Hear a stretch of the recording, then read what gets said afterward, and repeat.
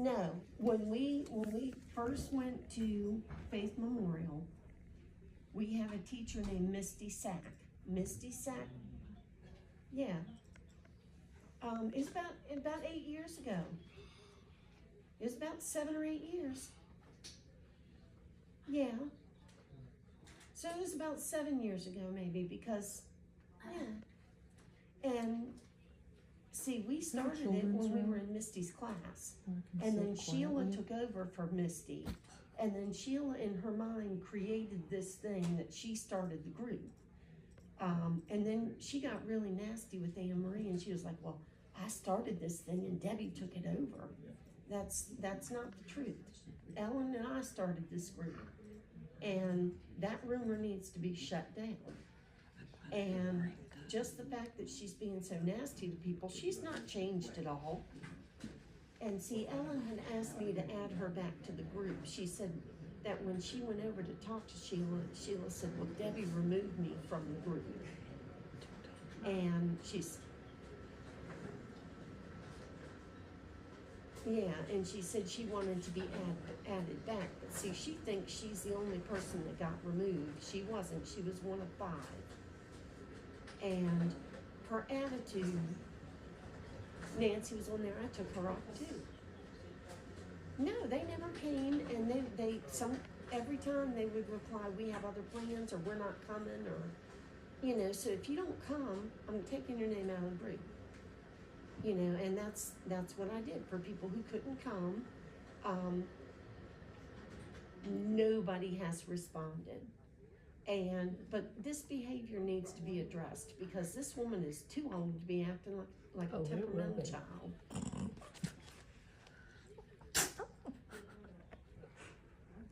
Well, put this on blast. Well, she acts like a fool. Facebook. Oh yeah. Yeah. Yeah. And I mean, she acts like a fool. I'm thinking back to the behavior when we went to lunch at Texas Roadhouse, and she had 6 or 7 plates in front of her, and Anne Marie was sitting there, and she had no room to eat. She didn't have room to put her elbow up to cut her steak. Is that where they put the peanuts and on the I floor? asked Sheila to move her bread, and she said, no, I'm not moving my bread. And I said, well, can you put it on your plate and take one of the smaller plates away? And she said, I don't want my food touching.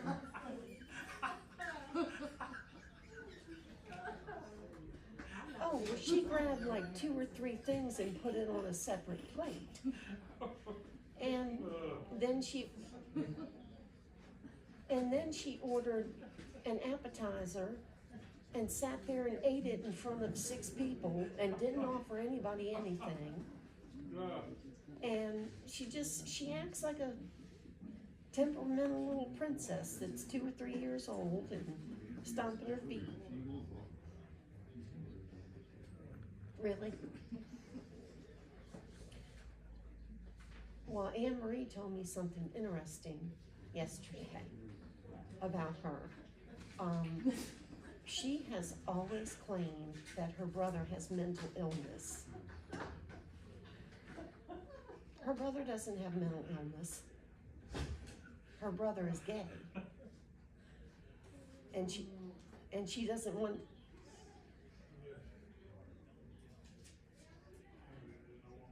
It's possible, but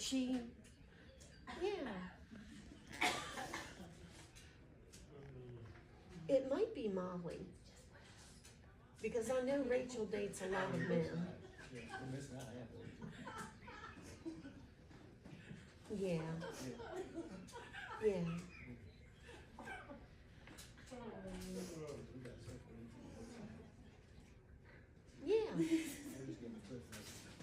Yeah.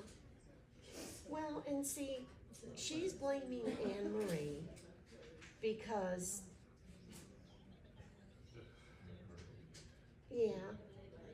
that was it. Yeah.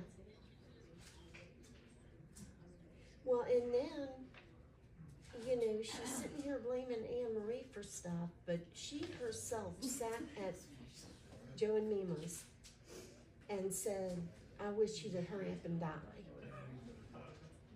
And she thinks that, I know, she just talks. No, and she just blurts things out, and then she gets, temperamental. I mean, there's been 3 or 4 times that she stood up and screamed and left the restaurant. Or remember when we were down at Frank's and she asked me if I would reserve her and Nancy a seat at the table, and I told her our table was already full, that we already had plans for the ladies' luncheon. And she just screamed at the top of her lungs, I guess I won't come. I won't come to this either. She has no control. And she manipulates people by getting all emotional.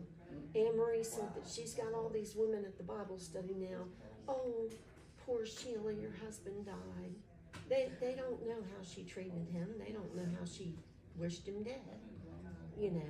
She uses it to get sympathy. And yeah. Well, I don't know, but I just told Anne-Marie, I said, if she comes back to the luncheon, I'm not dealing with this stuff.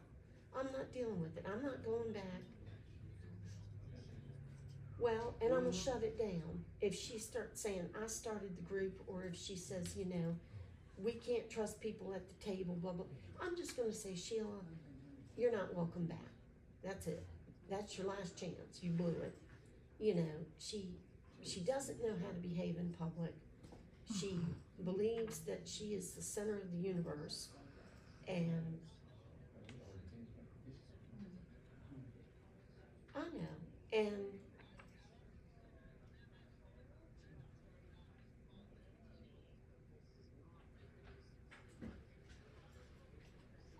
yeah.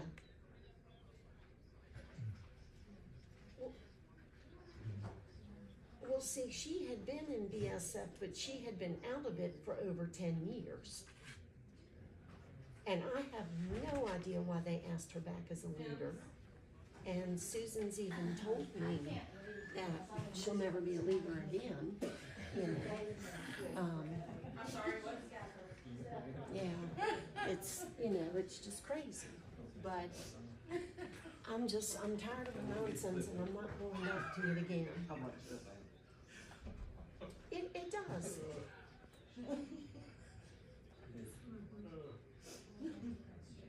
Yes. And we have had months.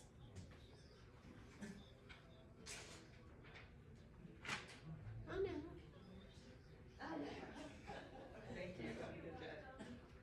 Yeah. It is. And see,